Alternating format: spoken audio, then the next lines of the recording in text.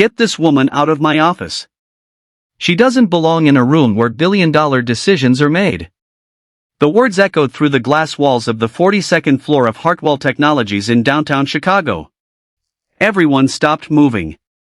The executives looked down at their laptops. The assistants pretended not to hear. And near the conference room door stood a woman holding a cleaning cart, wearing a faded blue uniform, with tired eyes that had seen more struggles than most people could imagine. Her name was Elena Brooks. And the man who had just humiliated her was the CEO of the company she was about to save. For 20 years, Marcus Hartwell had built his reputation as a genius. At 46 years old, he was known across America as the man who turned a small software company into a multi-billion-dollar technology empire. Magazines called him a visionary. Investors called him unstoppable. Employees called him intimidating. Because Marcus believed one thing above everything else. Power belonged to the people who sat at the top. And everyone else existed to serve them. That morning, Marcus was preparing for the biggest business deal of his career. A $600 million government technology contract that could transform his company forever. The entire executive team was gathered in the conference room. Lawyers. Investors. Engineers. Everyone important was there. Everyone except Elena. She was only there to clean the room after the meeting. At least, that was what everyone thought. Elena had worked at Hartwell Technologies for almost 8 years. Every morning before sunrise, she arrived at the building, cleaned the offices, emptied trash cans, polished conference tables, and quietly went home. Most employees barely noticed her. Some never even learned her name. But Elena noticed everything. She noticed the nervous conversations between executives. She noticed the documents left behind. She noticed the problems nobody wanted to talk about. Because cleaning was not the only thing Elena knew how to do. Before life changed everything, Elena Brooks was one of the most respected cybersecurity engineers in the country. She had helped design security systems for hospitals, banks, and government agencies. Her work had protected millions of people. But after a heartbreaking tragedy in her family, Elena walked away from the corporate world. She chose a quieter life. A simpler life. A life where nobody knew her name. Because sometimes, the strongest people are not looking for attention. They are looking for peace. But Marcus Hartwell knew nothing about that. To him, Elena was invisible. Until the day she spoke. The meeting had been going badly. Marcus was showing the government representatives his company's new security platform. A platform that he claimed was impossible to breach. But Elena, standing quietly in the corner while cleaning the table, noticed something. A small error. A pattern in the system data displayed on the screen. Something only an expert would recognize. She hesitated. She knew she was just the cleaner. She knew people like Marcus didn't like being corrected. But she also knew what could happen if nobody said anything. So she stepped forward. "Excuse me," Elena said softly. The entire room turned. Marcus looked annoyed. "Yes?" "I don't mean to interrupt, but there may be a security problem in the system you're presenting." For a moment, nobody spoke. Then Marcus smiled. Not because he was impressed. Because he was offended. "A security problem?" Elena nodded. "Yes. The encryption pattern on the third layer is repeating every 47 seconds. If someone noticed it, they could predict the access sequence." One of the executives looked confused. Another looked embarrassed. Marcus laughed. A cold, sharp laugh.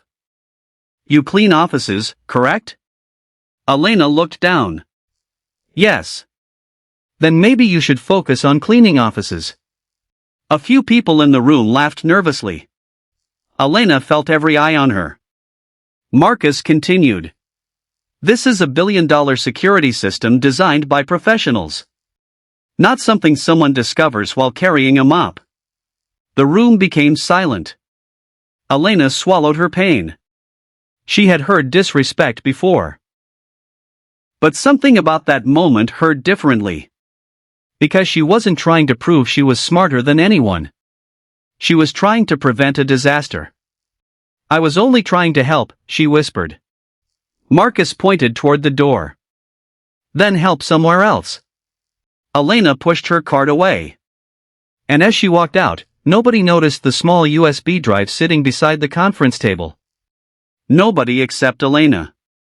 Because she knew exactly what was on it. The evidence that Marcus's perfect system had a weakness. That night, Elena sat alone in her small apartment on the south side of Chicago. The walls were covered with photographs. Her daughter Lily graduating from nursing school. Her late husband David smiling beside a fishing boat. Memories of a life that had once felt complete. Lily called her that evening. "Mom, are you okay?" Elena smiled. "I'm fine. You always say that when something is wrong." Elena stayed quiet. Then she admitted what happened. Her daughter listened. And finally said, "Mom, why didn't you tell them who you are?" Elena looked at the old awards sitting inside a drawer. "I spent my whole life trying to be respected because of what I could do." She paused. "Maybe now I want to know if someone can respect me when they think I have nothing." Meanwhile, Marcus Hartwell celebrated. He believed the meeting had gone perfectly. The contract was almost guaranteed. Until the next morning. At 7:15 a.m., Marcus received an urgent call. The government security team had discovered a vulnerability. A major one. The same vulnerability Elena warned him about. The contract was frozen. The investors were furious. And within hours, news outlets began reporting that Hartwell Technologies' flagship security system had failed testing. Marcus blamed everyone. The engineers. The consultants. The developers. Everyone except himself. Then one of his assistants walked into his office holding a folder. "Mr. Hartwell, there's something you need to see." Inside the folder was Elena's employment record. And attached were dozens of articles. Awards. Patents. Recognition. Marcus stared at the pages. The cleaner he laughed, it wasn't just a cleaner. She was Elena Brooks. The woman who had created a cybersecurity framework used by 3 major hospitals. The woman who had advised federal agencies. The woman whose research was taught at universities. Marcus felt his stomach drop. "How long has she worked here?" 8 years. "And nobody knew?" The assistant shook his head. "She never told anyone." Marcus looked through the window at the city below. For the first time in years, he didn't feel powerful. He felt embarrassed. Because the person he treated as invisible had been the person who could have saved him. But instead of apologizing immediately, Marcus did what powerful people often do. He tried to fix the problem without admitting he was wrong. He sent his assistant to find Elena. But Elena was already gone. She had quit. And she had taken a position with a small cybersecurity company in a quiet town outside Chicago. A company run by people who valued her experience instead of her appearance. 2 weeks later, Marcus had no choice. The government contract deadline was approaching. His company needed help. Real help. So he drove 3 hours to find Elena. Not in a private jet. Not with a team of lawyers. Just Marcus Hartwell. Standing outside a small office building. When Elena opened the door, she looked surprised. "Mr. Hartwell." Marcus looked uncomfortable. For once, the man who controlled boardrooms didn't know what to say. "I need your help." Elena crossed her arms. "Do you?" "Yes." A long silence followed. Then Marcus said something nobody expected. "I was wrong." Those 3 words were difficult for him. Maybe harder than losing millions. I judged you because of your uniform. I assumed I knew your value before I knew your story. Elena looked at him carefully. An apology doesn't erase what happened. I know. Marcus lowered his eyes. But I hope my actions can prove that I learned from it. Elena didn't answer immediately. Because forgiveness is not always instant. Sometimes people need to see change before they believe it. Finally, she agreed to review the system. But she made one condition. No more hiding people's voices because of their position. Marcus nodded. Agreed. For the next several days, Elena worked with the engineers. And she discovered something even bigger. The problem wasn't just a technical mistake. It was a company culture problem. People were afraid to speak. Employees had noticed issues but stayed silent because Marcus had created an environment where only executives felt allowed to have opinions. Elena didn't just repair the security system. She changed the way the company listened. The government team returned for another evaluation. This time, Elena was standing in the conference room. Not holding a cleaning cart. Holding the presentation remote. Marcus introduced her. This is Elena Brooks. She is the person who found the flaw that we missed. The room was silent. Then the government officials stood and applauded. The contract was approved. But something bigger happened that day. Marcus Hartwell changed.